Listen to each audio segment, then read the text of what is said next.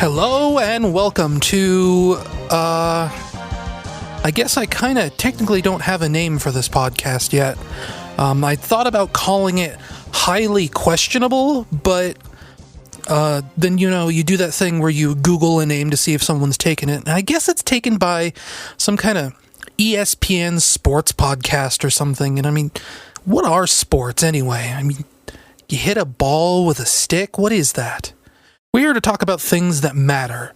Things like Sonic the Hedgehog and Dragon Ball Z, I guess. This is the pilot episode of a Patreon reward. We haven't reached the Patreon reward goal yet. I think that's $250, and we're currently at $50. So it's probably going to be a while before we can actually, do this as a regular thing, but I wanted to provide a preview of what this podcast could be if we eventually hit that goal. In this podcast, I guess I get a lot of questions on my Tumblr, usually about 2 or 3 a day these days, which is kind of shocking to me. I didn't think I was actually that interesting of a person, but apparently my opinions are valued on the internet, and that makes me feel good. Oh, geez, I'm trying to think. I've never really done a podcast before. I mean, I kind of have. Way back in the day, I was on something called the Moogcast, which was the community podcast for the Moogle Cavern, which, despite its name, was basically a Sonic the Hedgehog fan forum that also, occasionally focused on anime and Final Fantasy, obviously, RPGs and other video games and all kinds of stuff. But I was a regular on that, and gosh, I think we went for at least a year before. I don't even remember why we stopped doing those podcasts, but we did at some point. I don't remember if it was because that's when the Moogle Cavern closed or whatever. I'm sure, the owner of the Moogle Cavern, the former owner, will probably listen to this at some point, and I'm sure he'll correct me. Which, I mean, let's face it, probably a lot of people are going to be correcting me about a lot of stuff. I tend to get really nervous and jump ahead in my words a lot. I've also been on the Nitro Beard podcast. Gosh, how many times now? 3 times I've guested on there.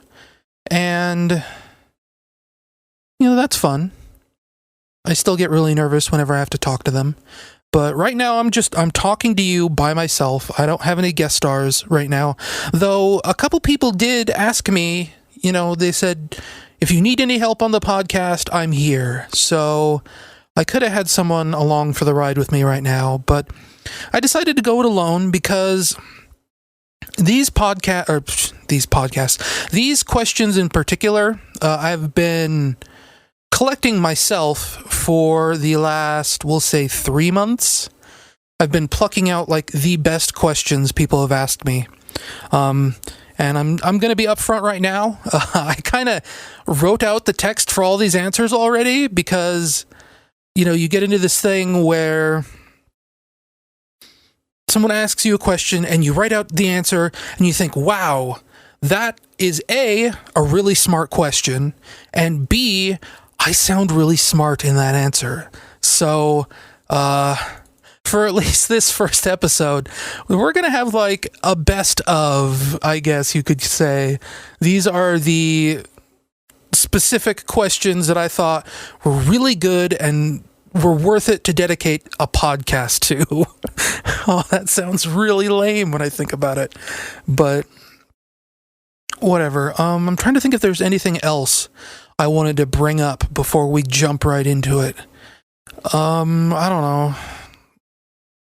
It's that nervous thing again, You're I've used this example before, but it's like when you're a little kid, you're 8 years old, and you have this giant Christmas wish list, right? You think, wow, there's 200 items on this list. And then you sit on Santa's lap, and it all just vanishes. It's out of your brain, and you don't know where it is. and you don't know what you're saying, you don't know what you want, you just blank. And that's kind of how this is like. This is like sitting on Santa's lap, except I can't even come up with a way to finish that. So I guess without further delay, I used to say further ado, but then I think a lot of people correct me on my spelling on that, so I've stopped trying to think about that as something I say so that I don't have to correct myself when I write it out. Whatever. Anyway, let's get into our first question. Anonymous asks, do you sometimes feel as if the game industry is getting worse? And that's kind of a weird question to me. Like, I feel like there's a balance being maintained. For every generic Ubisoft game out there where you sink with towers and conquer strongholds, there's like hundreds of indie games, probably like 10 coming out every day. There's, Twine games. If you want to get down into there, there's RPG Maker games, there's fan games. And then you have like bigger games. You have The Return of the Obra Dinn. There's Betrayer, Prison Architect. Gary Newman did Rust. There's the arcade, like San Francisco Rush kind of racing game, Distance. There's Goat Simulator. Gaming is kind of like becoming its own little Hollywood, where you have too big to fail Michael Bay blockbusters and endless remakes of older movies, but then you have smaller, lesser-known independent projects that maybe don't reach theaters, but have their own obsessive following in places like Netflix and Amazon. It's all about perspective and what you are personally looking for out of video games. If you just want something different, then you just need to go digging for it, I guess. Because there's so many like indie storefronts now. There's Itch.io, there's Steam Greenlight, GOG is getting into indie games. I can't even name them all, really. There's Get Games. I think they probably have indie games. There's Desura. So if you're just willing to put in the time to go sifting through lists and lists and lists of indie games, you'll probably find something that feels fresh and interesting and new. And that's kind of where the really interesting new stuff is.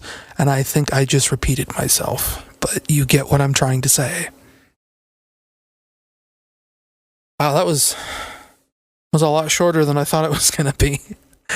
I'm not really reading the answers I wrote. I'm using them as kind of like notes.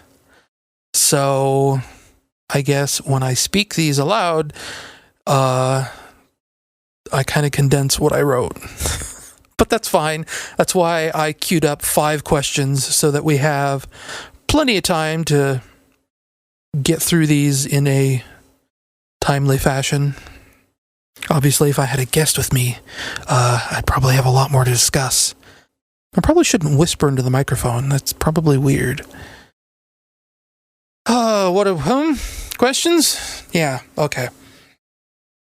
Anonymous asks, what's the deal with all these Japanese games being released in the US but only for PlayStations? That's because Sony is a Japanese company. If you're a Japanese game developer with a bias towards publishing your games on systems that release in your country, your options are either to publish on the Wii or the PS3. Because you can't really publish on the Xbox, right? The Xbox is it's almost dead over there.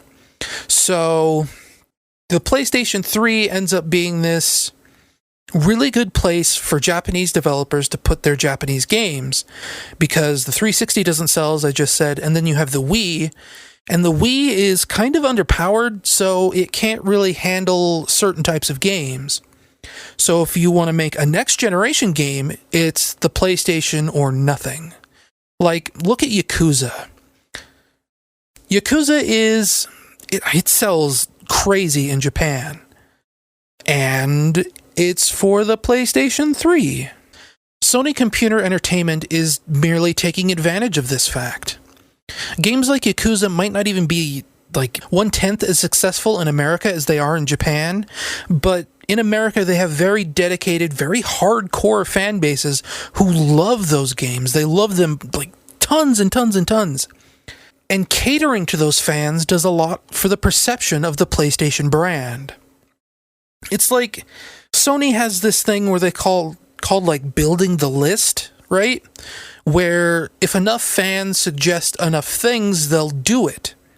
So Sony is creating this reputation that the PlayStation is the console where you go to get things that like nobody else is doing, I guess. And that includes taking these like Japan-only PlayStation games and bringing them over to the United States, like Yakuza.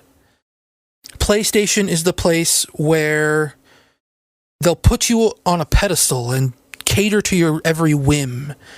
And that is a more effective marketing campaign than kind of anything else out there, I think. It just remains to be seen how long they can keep this up before it ends up being like financially ruinous for them, because like people want creativity, but creativity creates risks, and risks are what make companies like THQ go away, because you know, they pour all this money into a game and then it doesn't sell, like Darksiders 2 or whatever it was. I don't remember. So yeah, hopefully that was clear. I feel like kind of like I was rambling a little bit on that one. Scroll up to our next question. Anonymous asks, with the introduction of Google Video / YouTube, did you expect it to have such a large effect on video games? I don't think anyone could, really. But it's one of those things where, in retrospect, it seems kind of obvious. I remember recording clips of video games and uploading them to a friend's web space. Like, oh gosh, that was probably 2003? I think Sonic Advance 3 had just come out, and I uploaded like a speed run of me doing... what level was it? The city level at the start, Route 99, I think it was called.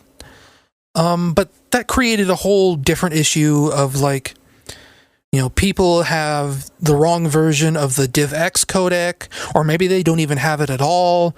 There were these tiny little thumbnail videos. Like I think it was like a native resolution video, which for the Game Boy Advance was like 160 by 120, that's a postage stamp, literally. And even then, it was like an 8 megabyte file, which in 2003 was this monster thing. Like, nobody has an 8 megabyte video file because not even music is that big. So it was like there was this desire to share videos of gameplay footage, but there wasn't really a very good distribution method. So it was really inconvenient. It was only something limited to like 5 of your closest friends who you knew were set up for this video that you recorded of you doing a speed run in Route 99 or whatever. And even once like YouTube launched, I don't think anyone could have expected Let's Play to become what it is now. I actually used to kind of hate Let's Plays, and there's part of me that still kind of does, because there's no gameplay footage on YouTube anymore. If you look up a game on YouTube, there's somebody talking over it all the time, every time. Finding plain Jane video game footage of something on YouTube is basically impossible. And actual Let's Plays themselves were really boring. It was like 2010 that I finally started subscribing to a Let's Play channel on YouTube. I think the first person I subscribed to, his username was Psychotrog, and he did this video Let's Play for Michael Jordan Chaos in the Windy City. And I kind of prided myself on that at the time, that I only subscribed to one Let's Player, that I didn't care about this growing market of people commenting on video games. And that seems so weird to me now, because today I'd argue that probably more than half of what I watch on YouTube are Let's Play videos. I have a recommendations page on my Tumblr that lists like all my favorite Let's Play channels and all my favorite individual Let's Plays, like, Two Best Friends Play, this guy called Brick Road, all that kind of stuff. And the weird thing is, I don't know how that change happened in me. I don't know how I went from a guy who's like, yeah, I only like 2 Let's Plays. I like Chaos in the Windy City, and I like Research Indicates Trespasser Let's Play. And now I have so much YouTube that I watch every day that it's kind of disgusting. Like, what does it say about me that I can't get enough video games, that I have to load up YouTube on my TV, watch somebody else play a video game, and then also play a video game myself on the computer? Like, I say that out loud and it makes me feel gross, but that's my evenings a lot of the time, and that's kind of sad in a way. But is it? I don't know. If I wasn't watching Let's Plays, what would it be? Would I be watching daytime TV? Is that better or worse than a Let's Play? What about listening to music? I used to listen to a lot of music and podcasts and all kinds of stuff, and now I just listen to Let's Plays. Is that worse or just different? I don't actually know, and I don't think that actually answers your question. But, well, I guess your answer is... no, nobody could have expected it. It's just one of those weird things that just cropped up out of nowhere one day. And I think a lot of it had to do with when YouTube started letting people make money on that kind of stuff. It suddenly just became a business where, you play video games for money somehow. You're an entertainer. You're an entertainer on the internet. But you entertain through the medium of video games. Things are weird, man. I don't get it. And I don't know if you can hear, every now and then I take a swig of my water here. This is a pretty sensitive microphone sometimes, and it picks up really weird things that I wouldn't expect it should, but it does, and kind of don't like it. Well, I do like it. I like that it's so sensitive. I mean, I sound actually pretty nice coming through this microphone here, but sometimes it picks up things I don't want it to. I'm actually surprised the dog next door hasn't started barking. I've been waiting for the day where I'm sitting here and I'm recording and he kicks off so that I can complain about what a noisy dog he is. Because he barks so much and I hate it. Like, I know dogs bark, but whew. He's a big, loud dog, and he basically barks into my window. Okay, next question. Anonymous asks, why are Sonic fans so obsessed with story? Sonic has never been high art when it comes to that. I was going to say comes to a story, but decided to just read it out as it's written. This is another easy question. I actually answered something very similar once, probably like a year and a half ago. But I'm willing to bet that it's hard to find now because my Tumblr is becoming this huge wall of questions and answers. So, Tumblr's tag search isn't really set up for looking for that kind of stuff. You can use Google sometimes, and that's good, but I digress. The reason Sonic has so much storyline is because... well, for a while there, that's kind of all there was. In 1993, Sega, I feel like, really started pushing Sonic the Hedgehog as like a cross-media kind of thing. There was a TV show and comic books, and, those rely on story, especially the comic books, where... you have, well, I guess the TV show does too. But the point is, you had all these outlets where stories about Sonic the Hedgehog were being told. And it all led up to the release of Sonic 3 and Sonic & Knuckles in 1994. And once Sonic & Knuckles came out, Sonic Team kind of checked out of Sonic the Hedgehog. They went on and they did Ristar, and they did Knights, and they did Burning Rangers, and they kind of stopped being about Sonic the Hedgehog for a while, for like 5 years. And the act of making new Sonic the Hedgehog stuff fell to Sega of America, and they kind of didn't produce anything worth noting about. Anything that worth noting about? Anything notable, you know. I mean, people will obviously bring up Sonic R and Sonic 3D Blast, but those were weird spin-off games. I don't really count them as part of the main Sonic canon, if that's what you want to call it. I sound like such a nerd when I say that. But from 1994 to 1999, if you were a Sonic fan, the only consistent source of new Sonic stuff was Archie's Sonic the Hedgehog comic books, or if you live in the UK, it was Fleetway. There's no gameplay in comic books, it's just you tell stories. So for 5 years, story was kind of all Sonic the Hedgehog had, especially once the comic started taking itself more seriously. The Sonic Saturday morning cartoon was canceled in 1994, and if you actually go back and you look at the comic books, in 1994 it was kind of like a comedy comic.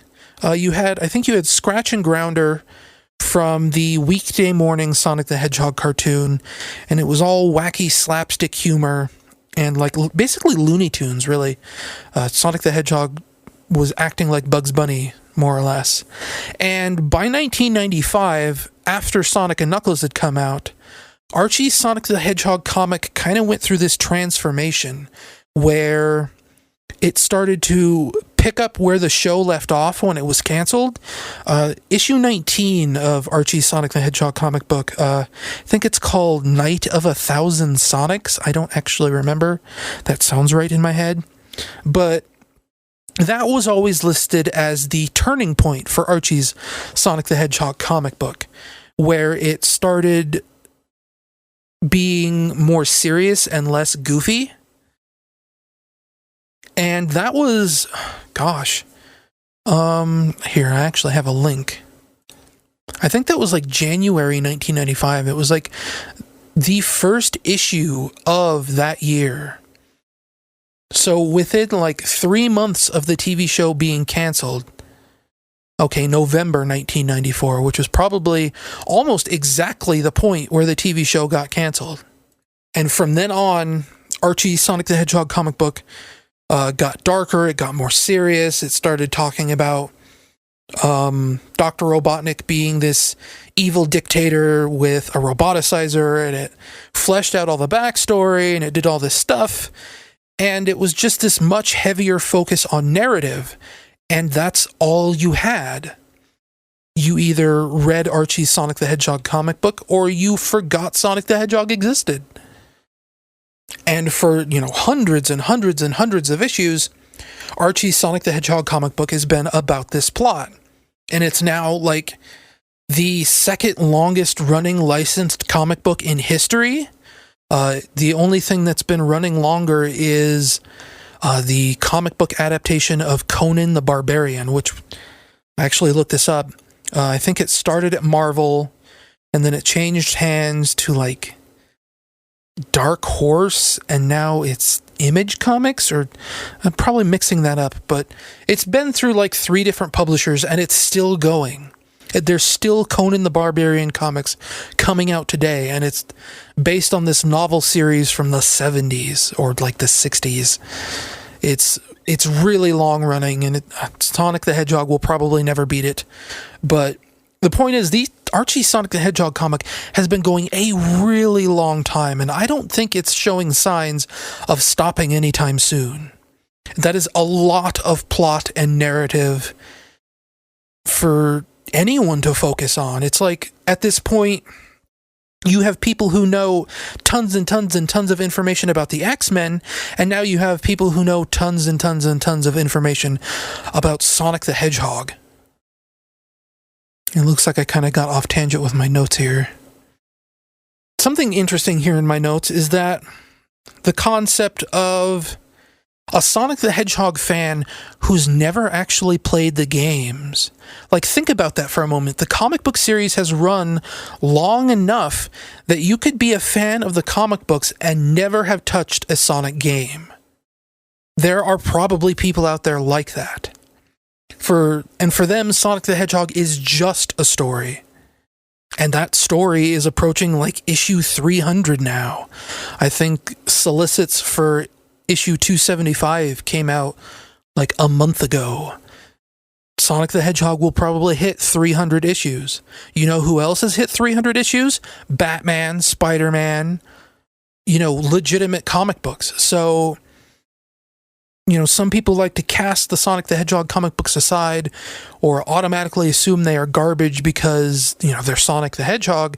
But there are people out there who think these storylines are very important to them, and that's kind of why storyline matters so much to Sonic fans, because there's been so much of it, and if you're into that, then that's great, and apparently a lot of people are into that.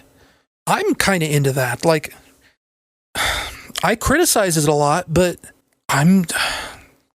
there are some cool ideas in Sonic the Hedgehog stories sometimes, especially in the comic books. Not to just go on about Sonic comics for the next half an hour, but recently, within the last 3 months, I've started reading Sonic comics again, and Ian Flynn, the current writer, he's not bad at what he does. He's really good at dialogue. I really like the scenarios he sets up.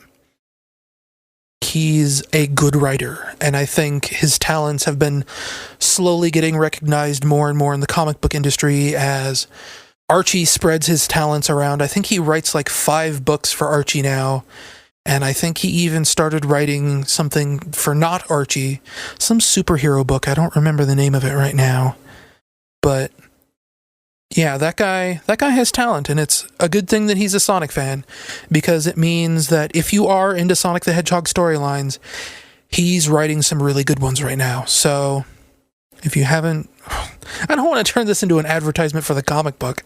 I don't want to say, oh, if you haven't read Sonic the Hedgehog, go check it out, because that makes me feel weird.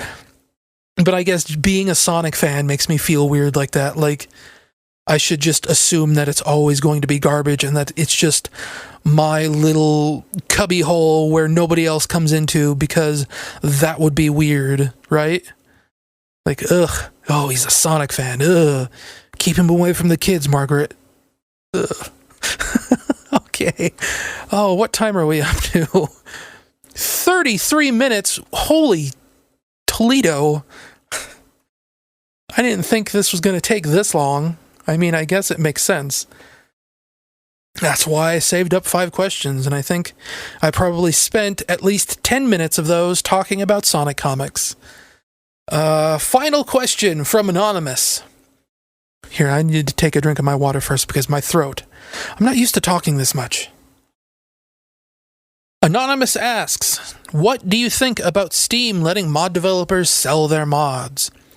And this is good timing because I was just talking about this to my friends like earlier today. I guess this is kind of our most current events question.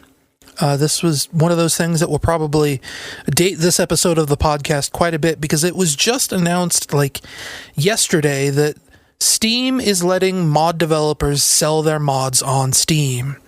And one of the first mods that's being enabled for this is Skyrim.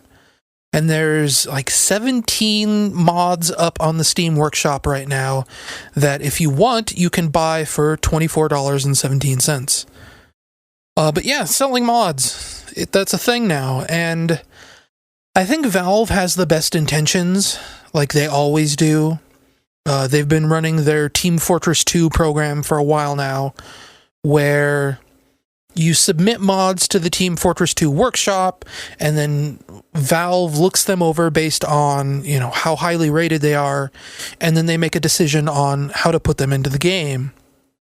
I'm not entirely sure if that's what's happening here. You'd think that with this, there being like a launch bundle for $24.17, then that means that Bethesda approved these mods for sale. Actually, I suppose I could just go look real quick to see if it's something that mod developers actually have, not mod developers, like game publishers actually have to approve of or not. With a new streamlined process for listing and selling your creations, the Steam Workshop now supports buying mods directly from the workshop to be usable immediately in-game. Bethesda Game Studios has a history of providing strong support for modifications in their games. Skyrim continues that tradition. A workshop editor thing. 24,000 free mods available for Skyrim. Buying from...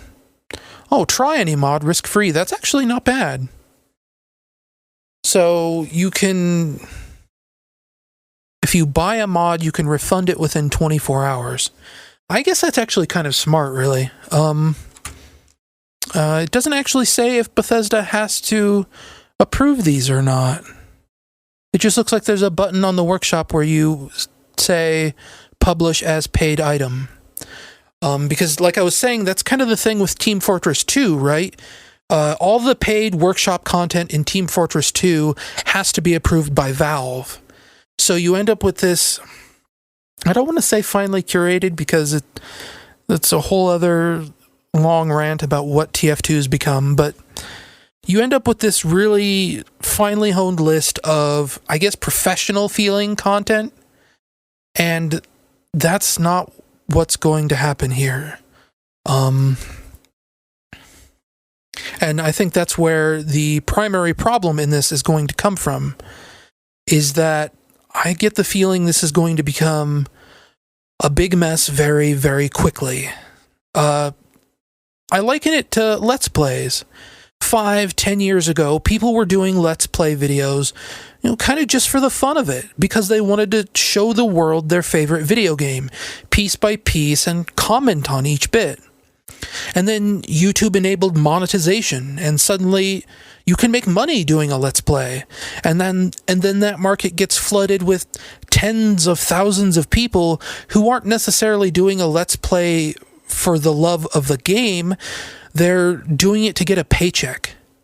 They almost don't even care what they play. It's just they'll play anything as long as there's an audience that will watch the ads along with the videos.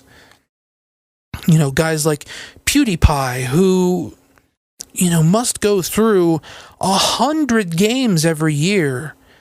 And just boom, boom, boom, boom, boom. He knocks out a whole series on something, or part of a series. I don't know. I don't watch PewDiePie. But he just tears through these games one after another just so he has content for his channel. And often he's going in blind. He doesn't know anything about these games. He's just doing it so he has something to post. And when you think about it, the mod community is kind of similar to that.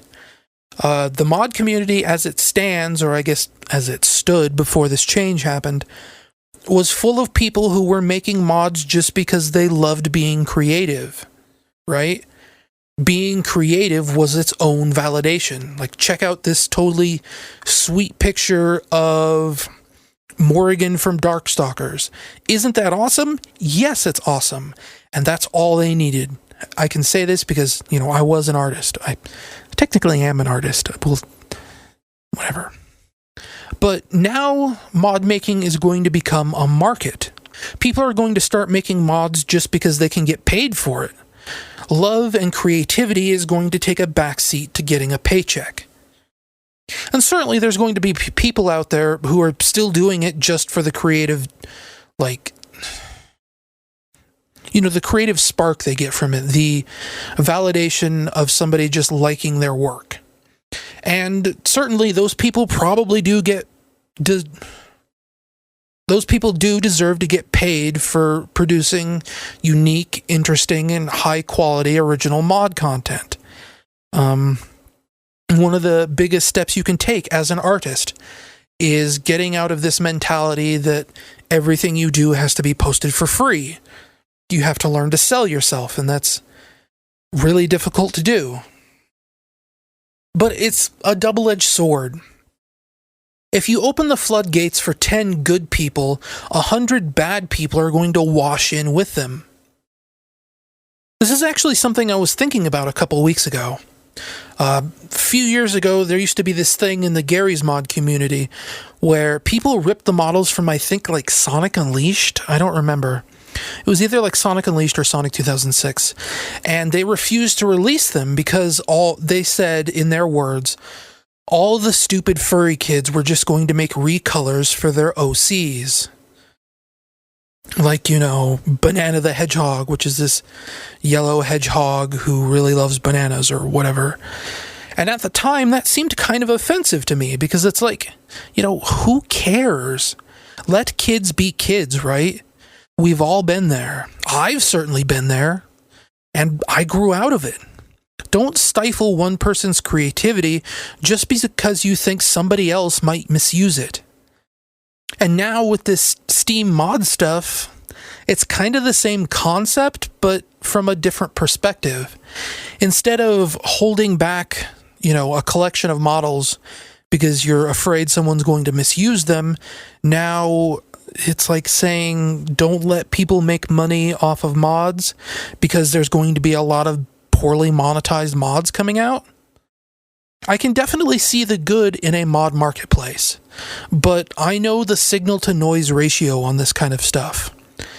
I mean, frankly, I'm getting kind of tired of the App Store model of everything by everyone, but we build an algorithm so the best stuff floats to the top. Like, that sucks. Because it means, you get a fistful of good things, but you had to sift through an ocean of excrement to find them. And the Steam Workshop is already difficult enough to browse without getting the one good thing and being met with a message that says, oh, you found my mod, now pay $5 for it. It was enough work just finding your stupid mod. Surely that's enough to pay my dues, right? But no, apparently not. That's a problem on Valve, of course. I mean, storefronts now are becoming more and more just like search engines. And that's obviously a problem that's not going to go away because, especially with a digital storefront like Steam, I've talked about this before, but the entire concept of a store hinges on shelf space, right? You have products on a shelf, and if they sit there and they don't sell, then that means they're taking up room that other products could occupy, right? So, as an example, you have a pair of shoes that aren't selling, so you want to get rid of them so that you can put a different pair of shoes on that shelf that might actually sell. And that's where things like, discounts come from, because the storefront is trying to clear out shelf space so they can put something else there and hopefully make more money on it. But you don't have that problem with Steam.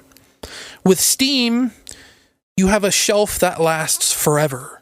It's just a shelf that extends into infinity. Games released 10 years ago, games released today, they're all always in stock forever. And, well, how do you browse something like that? Like, imagine going to Walmart and you reach the clothing aisle. And you start at the start of the clothing aisle, and it's fashion from like the 1950s. And then you walk and you get to fashion from the 1960s. And then you walk some more and you get fashion from the 1970s and 1980s and 1990s. And you have 20 years of fashion just stretching on and on and on and on and on forever. It's like a place you can be for the rest of your life, just looking at clothes and styles. And at some point you get tired, right? You just can't walk anymore. You can't look at clothes anymore. So you have to build a system to only show you what you already want. And that's really difficult. And that's something that Amazon is dealing with. That's something Steam is dealing with. That's something Xbox Live is dealing with. And I understand it's a problem that's not going to go away, but it's very tiring to deal with. And it creates so many other problems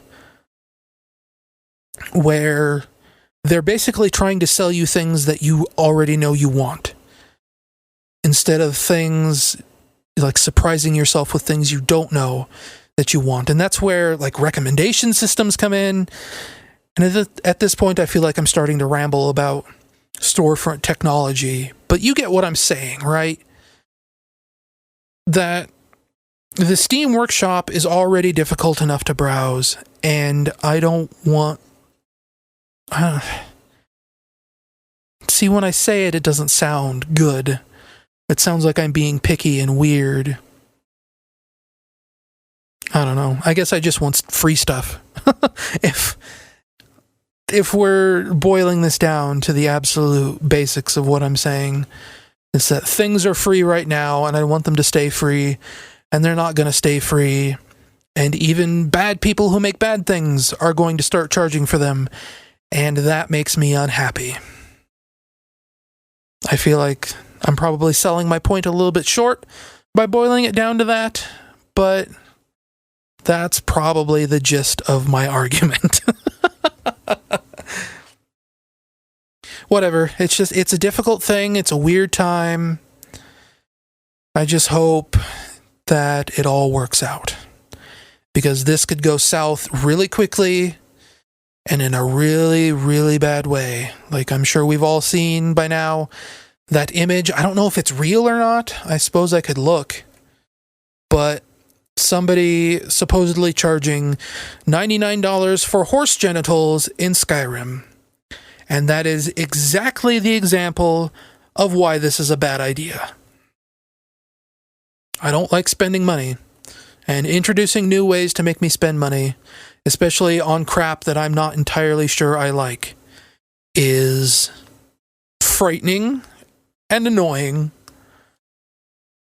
and I guess invalidated by the fact that if you buy a mod and you don't like it, within 24 hours you can get a refund.